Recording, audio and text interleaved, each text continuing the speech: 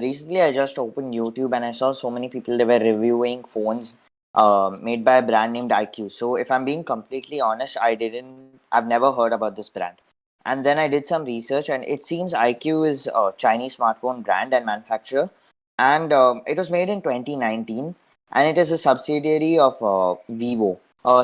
According to a few reports, it operates independently from Vivo in India only. So actually, that's kind of a smart move because they can kind of sell it as not Chinese phone because Vivo is a Chinese brand. But I don't know how much of that holds true. And it's again a subsidiary of BBK Electronics, which owns Oppo, Vivo, Realme, and OnePlus. And this brand is more on the performance-based side compared to other subs compared to Vivo and all, which is rather like image, like based on like they want better camera quality or whatever. So the first phone they launched was IQ3 or something in India, which was launched in 25th February, and it was sold with Snapdragon 865, and it was good for gaming apparently. The smartphones were sold online initially, but then they are starting to sell it through sellers now. It has an office in Bangalore, and smartphones are sold all over India now, according to Vivo. So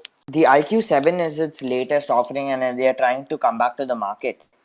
It comes with the Snapdragon 870 and the IQ7. The model which is on top of the IQ7 has Snapdragon 888, but that hasn't released yet. It comes in 8 GB RAM and 12 GB RAM versions. You can choose one of them, and it has additional virtual RAM. So apparently, the system detects it as 8 plus 3 and 12 plus 3, so 15 or 11 GB RAM. Then the price will be around 30 to 35,000. I think 35,000 might be for the max model, according to the reports of NDTV, Geeky Ranjit, and Tracking Tech. Um, this phone comes with one 5G band, but uh, unlike its brother companies, it doesn't advertise the phone as a 5G phone. It advertises it just as a fast phone. Doesn't say anything much about 5G.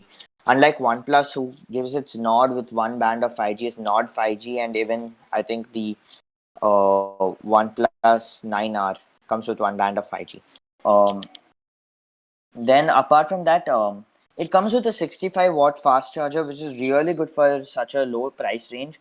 And it seems like what this brand is trying to do is give like a mid-ranger, but which is like a mid-ranger in terms of experience, like OS type. But specs-wise, I think it might be able to perform better than many of the flagship phones. I think it will be able to perform better than the OnePlus phones, because OnePlus has been pretty disappointing now, and because of the virtual RAM and all, it might. It comes with a 48 megapixel main sensor, which is that the Sony the same sensor used in the Vivo X60, not the X60 Pro, because that has a very expensive and big sensor. I don't know if the IQ7 Legend, which is the model on top of it, will have the same sensor as the X60 Pro, but I don't think so it will, because the X60's main focuses are having that gimbal stabilized camera and stuff. So I don't think so it would have that. But that the Sony sensor is pretty good, and according to the shots that I've seen online of people who have had the demo products, it looks to be pretty good. It comes with a 13 megapixel, 13 not 30, ultra wide and macro.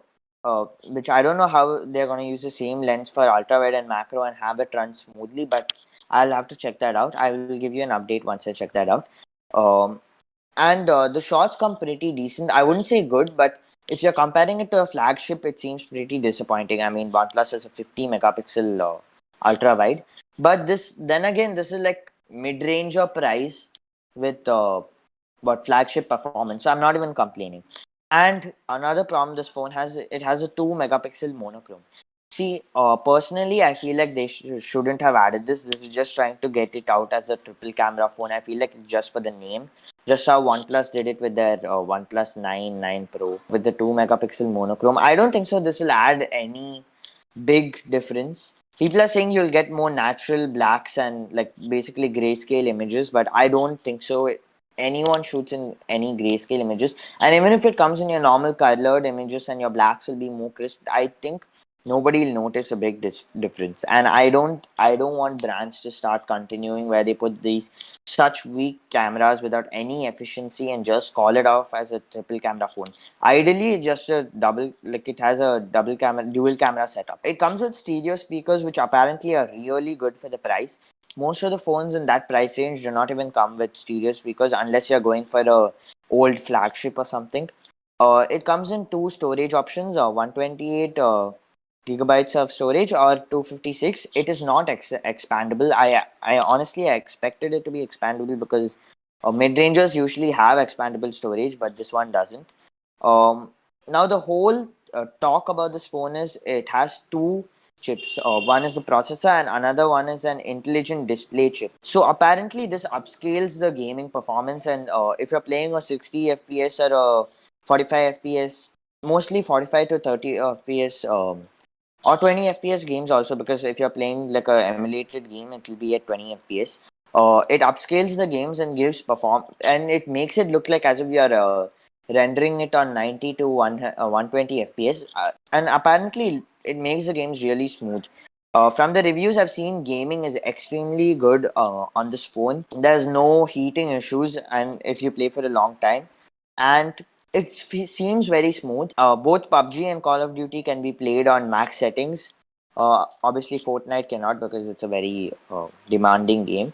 But that's pretty good for a mid-ranger, and not having heating issues, that's good. And because of this intelligent display chip, your games feel extremely smooth. And it has an 120 hertz AMOLED display with adaptive refresh rate, is what they are saying. I don't know if it actually is adaptive. One more problem this phone has is it comes with Vivo's type of OS, not like stock Android, and that isn't good because it comes with bloatware. Like we have covered it in our previous episode, and it comes with apps like Mods, Snapchat, and all. I mean, some people might use it, but I don't think so.